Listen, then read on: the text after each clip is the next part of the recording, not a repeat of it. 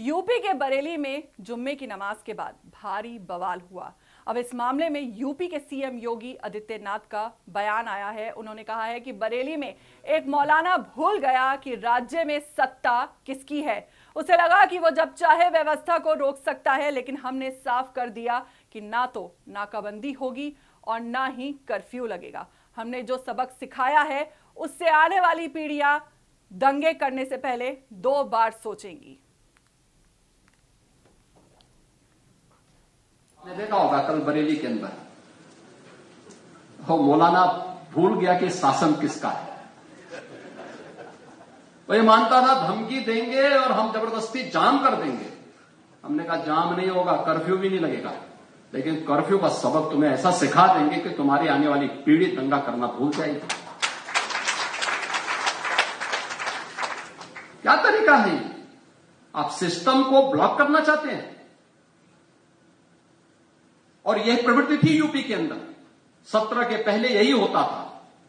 और हम इसी बात को कह सकते हैं कि 17 के बाद हमने कर्फ्यू भी नहीं लगने दिया, लेकिन ऐसे बैरियर को चुन चुन करके वे जिस प्रकार की भाषा को समझते थे उस प्रकार की भाषा से उनको समझा करके उसको उसकी सजा दिलाने का काम भी किया है। और उत्तर प्रदेश की ग्रोथ स्टोरी यहीं से शुरू होती है। तो जैसा कि आपने सुना, सीएम योगी ने जो कहा, हमारे साथ इसी खबर पर ज्यादा जानकारी के साथ जुड़ चुके हैं संवाददाता हिमांशु, आपसे जानना चाहेंगे कि बरेली में ये जो बवाल हुआ है इसकी ताजा स्थिति क्या है और हालात काबू में है या नहीं?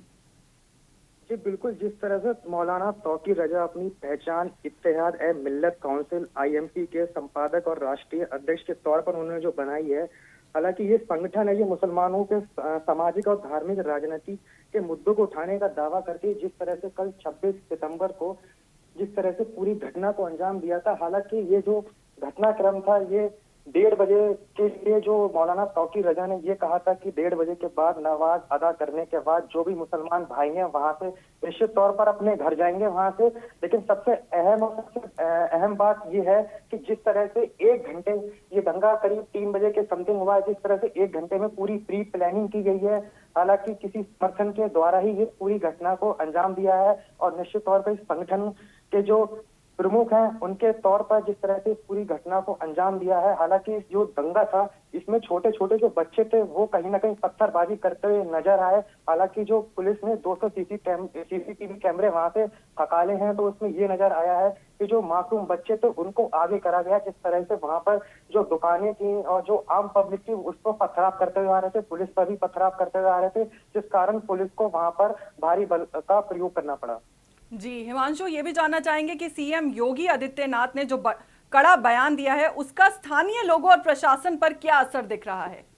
जी बिल्कुल, जिस तरह से उत्तर प्रदेश सरकार के योगी आदित्यनाथ अपनी ईमानदारी और कार्यशैली को लेकर जाने जाते हैं, उन्होंने कल ही ऐलान कर दिया था कि कल उत्पात के बाद योगी जी का साफ संदेश था कि जिस तरह से उत्पात आज बरेली में मौलाना तौकीर रजा ने बजाया है, ऐसे उपद्रवियों को बिल्कुल कानून बख्शेगा नहीं। हालांकि उन्होंने जो आला अधिकारी हैं, DM हैं, DIG हैं, उनको साफ तौर से निर्देशित किया गया था कि इस तरह की गतिविधि बरेली में जो दंगा की घटना को अंजाम दिया है, निश्चित तौर पर जो कानूनी कार्रवाई के दौर पर पूरी तरह से उस पर कार्रवाई की जाए।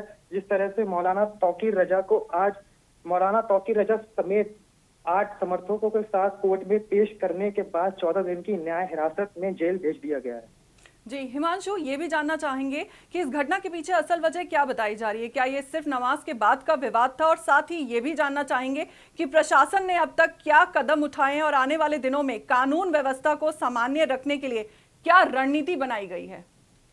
जी बिल्कुल, जिस तरह से DM अविनाश सिंह कहते हुए नजर आए हैं कि निश्चित तौर पर किसी भी तरह की घबराने की जरूरत नहीं है। जिस तरह से जो सामान्य दिन है उसी की तरह जो मार्केट है वो निश्चित तौर पर पूरी तरह से खुलेगी। हालांकि वहां पे एक IMC संगठन के द्वारा एक पत्र जारी किया था, जिस पत्र में उन्होंने ये कहा था कि इस्लामिया ग्राउंड से लेके राष्ट्रपति को वो ज्ञापन देंगे जिला अधिकारी जाके, लेकिन जिस कारण वहां पर प्रशासनिक अनुमति नहीं मिलने के कारण वहां पे ये कार्यक्रम रद्द हुआ था। लेकिन उनकी तरफ से ये कहा गया था, अपने समर्थकों से उन्होंने ये कहा था कि परमिशन नहीं मिलने के कारण जो भी वहां पे मुसलमान है, नमाज अदा करने के बाद अपने घर पे जाएंगे। शांति और कानून व्यवस्था बिल्कुल बनानी है। व्यक्तिगत रूप से वहां पर वो जाने का प्रयास कर रहे थे, लेकिन जिस तरह से 1 घंटे के अंदर इस पूरी घटना को अंजाम दिया जाता है, छोटे छोटे बच्चे आगे करे जाते हैं, उनके हाथ में पत्थर, और जिस तरह से जो पेट्रोल की बोतलें थी, वहां पे जो पेट्रोल की बोतलें पाई गई उसमें पेट्रोल की स्मेलें आ रही थी। हालांकि कुछ 15 बोर और 12 बोर के असले भी वहां पे पुलिस ने बरामद की है। जिस तरह से ये पूरी घटना को एक साजिश के तौर पर हम मान सकते हैं। जिस तरह से मौलाना तौकीर रजा ने कल जो पूरी घटना को अंजाम दिया, इससे पूरे भारत में कहीं ना कहीं एक डर सा माहौल है। जिस तरह से आई लव मोहम्मद का विवाद अब बरेली के नाथ नगरी में जिस तरह से कल देखने को मिला है, हालांकि जो प्रशासनिक अधिकारी हैं वो यही कहते हुए नजर आ रहे हैं कि अब ऐसी कोई भी समस्या नहीं है, कोई भी ऐसी समस्या नहीं है। कानून की तरफ से शांति और कानून व्यवस्था पूरी तरह से लागू है।